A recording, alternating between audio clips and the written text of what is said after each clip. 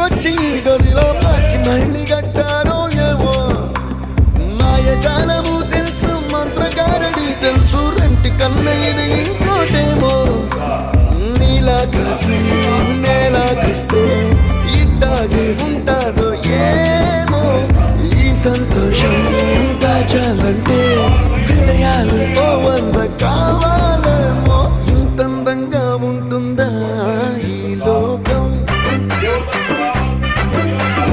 ఇన్నాళ్ళు ఈ మనసుకి తెలియాలేదే పాపం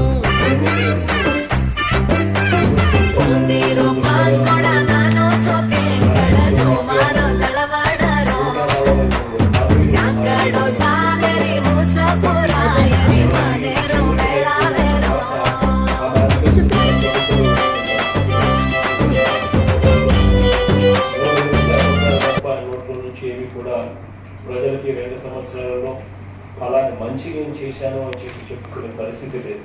ఈ 2 ఏళ్లలో ఆయన చేసిన మంచి ఎక్కడా కూడా లేదు కాబట్టి చెప్పుకునేది ఏమీ లేదు కాబట్టి ఆయన డైవర్షన్ పాలిటిక్స్ లో పూర్తిగా నిమగ్నమై ఉంది.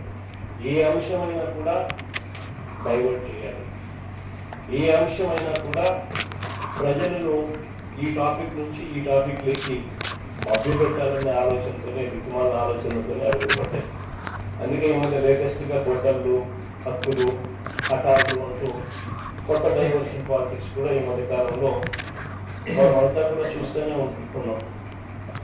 నేనే ప్రజలందరూ పిచ్చోళ్ళని చంద్రబాబు నాయుడు అనుకుంటున్నారు కానీ ప్రజలు చాలా తెలివైన స్థానిక సంస్థల ఎన్నికలను సీరియస్ గా తీసుకోవాలి అన్నారు సీఎం చంద్రబాబు. ఎప్పుడు ఎన్నికలు వచ్చినా గెలవాలి అన్నారు. స్థానిక ఎన్నికల్లో ఏకగ్రీవ వారైతే ఊరుకోరని హెచ్చరించారు జగన్. ఎన్నికలు సీరియస్ గా తీసుకోకపోతే ఇన్ఛార్జీల ఫెయిల్యూర్ గానే చూస్తా అన్నారు. స్థానిక సంస్థల ఎన్నికలపై ఎదురు ఎలా ఉన్నారో ఈ ఎలాగో అనొచ్చు.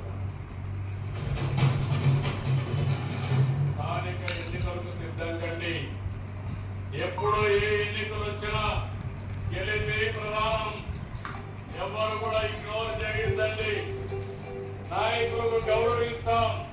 మీ పరిధిలో మీరు గెలవకపోతే మాత్రం మీకు దండం పెడతామని విజ్ఞప్తి చేస్తున్నా. గెలిపి నాయకత్వం పనిచేయాలి. ఎక్కడికక్కడ ప్రజలతో